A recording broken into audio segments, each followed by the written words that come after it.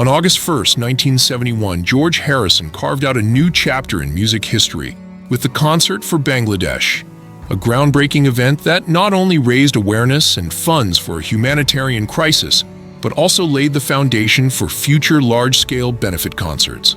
Partnering with sitar virtuoso Ravi Shankar, Harrison helped organize the dual performance concert in response to the humanitarian catastrophe unfolding in East Pakistan, now Bangladesh, following the 1970 Bhola cyclone and the Bangladesh Liberation War. Though organizing such a large event was not without its difficulties, the concert was ultimately a resounding success. Its scale was ambitious, and yet it unfolded smoothly without any law enforcement presence, something almost unheard of at the time. Perhaps most impressive was the star-studded lineup Harrison assembled, just 2 years after the Beatles officially disbanded. Harrison had taken Shankar's modest vision, a fundraiser aimed at collecting $25,000 for displaced refugees, and elevated it into something monumental. With access to Apple Corps' resources and a deep personal commitment to the cause, Harrison worked tirelessly to bring the event to life. He booked Madison Square Garden in New York City and started making calls to fellow musicians. Fortunately, many artists responded with enthusiasm. Ringo Starr, Billy Preston, Badfinger, Leon Russell, and Eric Clapton were among the first to confirm their participation. Not everyone was easy to secure, though. John Lennon and Paul McCartney both declined to join, each for their own reasons.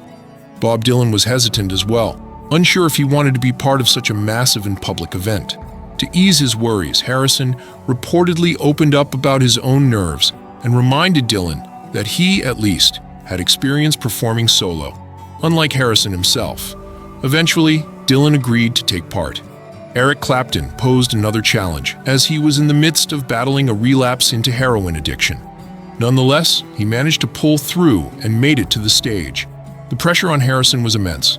Beyond wanting to support his friend Ravi Shankar and help the people of Bangladesh, Harrison was also stepping into unfamiliar territory. This was his opportunity to prove he could thrive and lead outside the shadow of the Beatles. That pressure, however, quickly gave way to pride as the concert exceeded all expectations. From ticket sales alone, they raised 10 times the original goal, an impressive $250,000. The fundraising didn't stop there. A 3-record live album of the event, released by Apple Corp, helped generate even more revenue. Though tax complications delayed the transfer of the money to Bangladesh via UNICEF, the final tally eventually reached an estimated $12 million. More than just a high point in Harrison's solo career. The Concert for Bangladesh redefined what musicians could accomplish in the realm of philanthropy. It inspired future benefit events like Live Aid, Farm Aid, and Live 8, concerts on an even larger scale, driven by the same spirit of compassion and activism. In retrospect, Harrison's achievement feels especially fitting for an artist who often spoke out against ego and illusion in his music, particularly in songs like Within You Without You and I Me Mine. His legacy from that night lives on, not just in music, but in the global movement he helped ignite.